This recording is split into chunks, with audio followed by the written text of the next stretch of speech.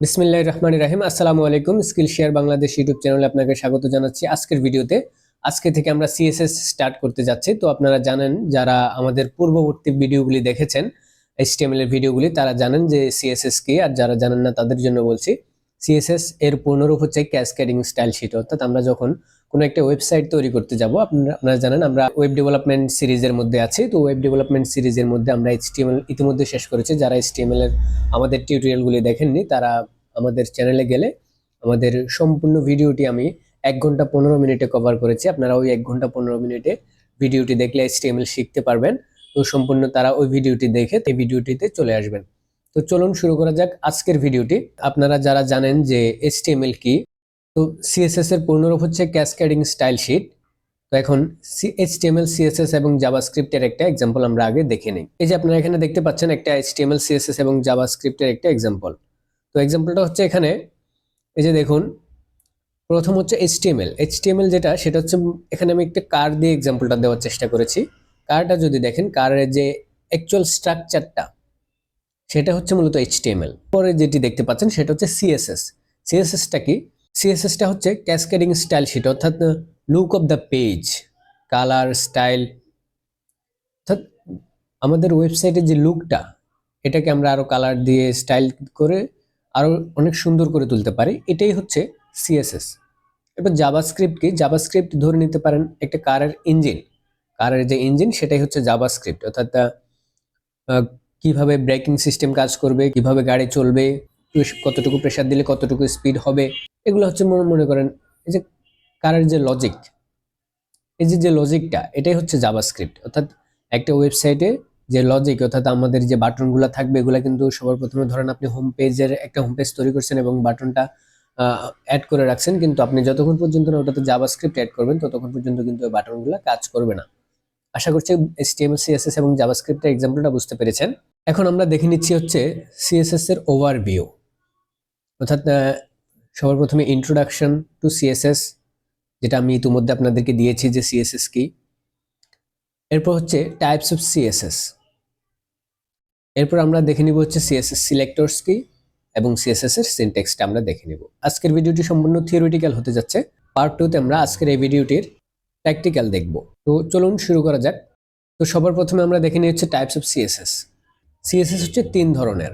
একটা হচ্ছে inline CSS, internal CSS এবং এক্সটার্নাল সিএসএস। চলুন দেখে নেওয়া যাক যে ইনলাইন সিএসএসটা কিভাবে লিখি। এটার সাহায্যে আপনারা সিএসএস এর সিনট্যাক্সটা কেমন হয় সেটাও বুঝতে পারছেন। অর্থাৎ আমরা এখানে দেখি সবার প্রথমে যে আমরা দেখতে পাচ্ছি h1, এটা একটা ট্যাগ। আপনারা যারা এইচটিএমএল শিখেছেন, এইচটিএমএল যারা করে কমপ্লিট করে আসছেন, তারা জানেন ট্যাগ কি।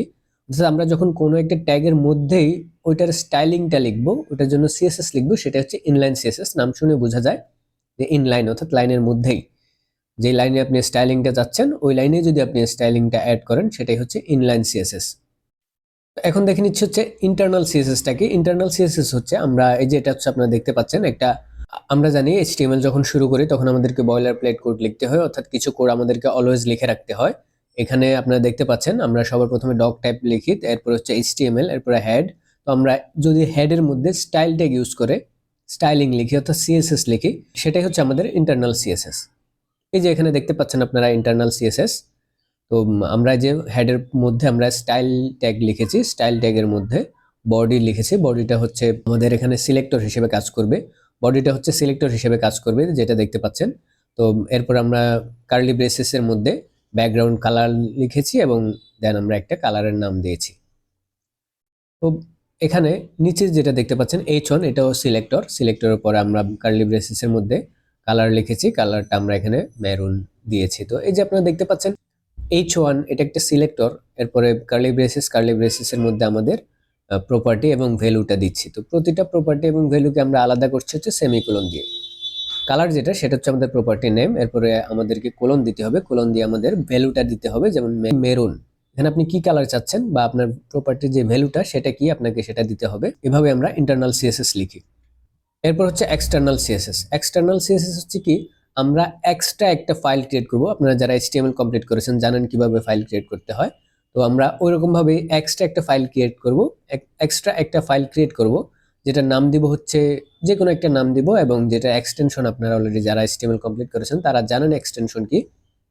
তো HTML ফাইলের এক্সটেনশন হচ্ছে .html এবং CSS ফাইলের এক্সটেনশন হচ্ছে .css। তো আমরা একটা .css ফাইল, যেটা ধরে নেন যে এখানে যেটা আমি নামটা দিয়েছি যে mystyle.css, এরকম একটা নাম দিয়ে আমরা একটা এক্সট্রা ফাইল ক্রিয়েট করব এবং ওই ফাইলের মধ্যে আমরা CSS লিখব এবং সেটাকে কানেক্ট করে দিব হচ্ছে আমাদের HTML ফাইলের সাথে। HTML ফাইলের সাথে কিভাবে কানেক্ট করতে হয় এখানে আপনারা দেখতে পাচ্ছেন। আমাদের যে হেড ট্যাগ আছে, হেড ট্যাগের মধ্যে আমরা লিংক লিখে দেন রিলেশন, এটা যেহেতু স্টাইল শিট, REL মানে হচ্ছে রিলেশন, তো রিলেশন হচ্ছে স্টাইল শিট, দেন href এর মধ্যে আমরা mystyle.css ফাইলটাকে কানেক্ট করে দিয়েছি। এটাই হচ্ছে এক্সটার্নাল CSS। এখন আমরা আলোচনা করব হচ্ছে সিলেক্টর নিয়ে। তো সিলেক্টরগুলো কি কি?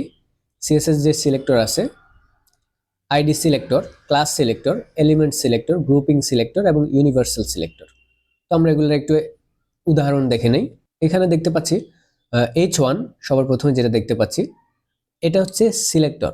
সিলেক্টরের পরে আমাদের এই যে CSS, প্রথমে সিনট্যাক্সটা দেখে নিচ্ছি।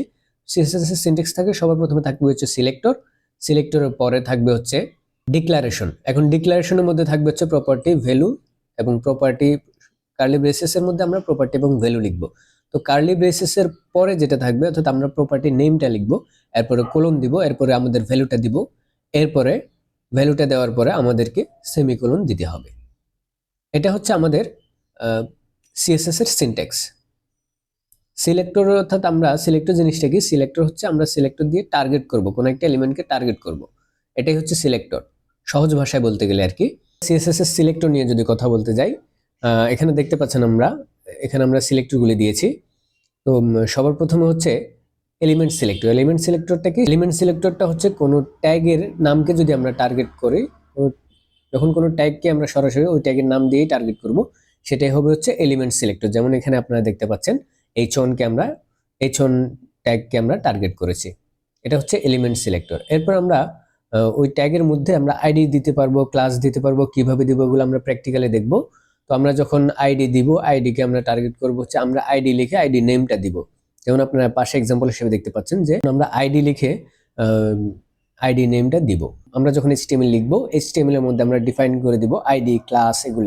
এখন আমরা যখন CSS করব, তো CSS ফাইলে আমরা ওই HTML এর যে আইডি গুলো আমরা ডিফাইন করেছিলাম অথবা যে ক্লাসগুলো ডিফাইন করেছিলাম, ওই ক্লাসগুলোকে আমরা টার্গেট করতে পারবো। তো কিভাবে টার্গেট করব? আইডির জন্য আমরা আইডিকে টার্গেট করব হচ্ছে হ্যাশ লিখে, এবং ক্লাসকে টার্গেট করব হচ্ছে ডট এবং ক্লাস নেম। এরপর আমরা টার্গেট করতে পারি এলিমেন্ট ডট ক্লাস, অর্থাৎ এলিমেন্ট ডট ক্লাস বলতে আমরা কোনো একটা ট্যাগ, ওই ট্যাগের মধ্যে আমরা চাচ্ছি যে ওই ক্লাসটাকে শুধু স্পেসিফিক্যালি, মনে করুন 10টা H1 আছে, কিন্তু আমরা যদি শুধু H1 লিখি তাহলে সবগুলো H1 এর মধ্যেই সেম স্টাইল অ্যাপ্লাই হয়ে যাবে। তো আমরা তেমনটা চাচ্ছি না, আমরা চাচ্ছি যে একটা H1 এর মধ্যে আমি একটা ক্লাস লিখেছি, ওই ক্লাস, ওই যে ক্লাসটা আছে ওই শুধু ওই H1টাই স্টাইলিং হোক, এখানে কিনা ওই ক্লাসটা আছে। এটা হচ্ছে এলিমেন্ট ডট ক্লাস। এবং আরেকটা আছে হচ্ছে গ্রুপিং সিলেক্টর। গ্রুপিং সিলেক্টরটা কি? সেটা হচ্ছে আমরা যখন একাধিক এলিমেন্টকে টার্গেট করব সেম স্টাইলে, তখন সেটা হবে হচ্ছে, আচ্ছা সেম স্টাইলটা আমরা চাইবো যখন একাধিক এলিমেন্টের উপর পড়ুক, যেমন H1, H2, H3 এবং P তে আমরা চাচ্ছি যে আমাদের স্টাইলিংটা অ্যাপ্লাই হোক, তখন আমরা গ্রুপিং সিলেক্টর ব্যবহার করতে পারি। এরপর আরেকটা আছে হচ্ছে ইউনিভার্সাল সিলেক্টর। সেটা হচ্ছে স্টার দিয়ে আমরা সেটাকে আমরা টার্গেট করি হচ্ছে স্টার লিখে। স্টার লিখে যখন আপনি টার্গেট করবেন, সেটা ওই স্টাইলটা সম্পূর্ণ পেজের মধ্যেই অ্যাপ্লাই হবে। আশা করছি আজকের ভিডিওটি বুঝতে পেরেছেন। ধন্যবাদ সবাইকে আজকের ভিডিওটি দেখার জন্য। আমাদের ভিডিওটি যদি ভালো লাগে লাইক করবেন এবং আমাদের ভিডিওটি আপনার পরিচিতদের কাছে শেয়ার করতে অবশ্যই ভুলবেন না, যারা ফ্রিতে ফ্রিল্যান্সিং শিখতে চায়। অবশ্যই আপনারা যদি আমাদের পরবর্তী আপডেট পেতে চান, আমাদের চ্যানেলটাকে সাবস্ক্রাইব করে পাশে থাকা নোটিফিকেশন বেল আইকনটি অন করে রাখবেন। ধন্যবাদ আজকের ভিডিওটি দেখার জন্য।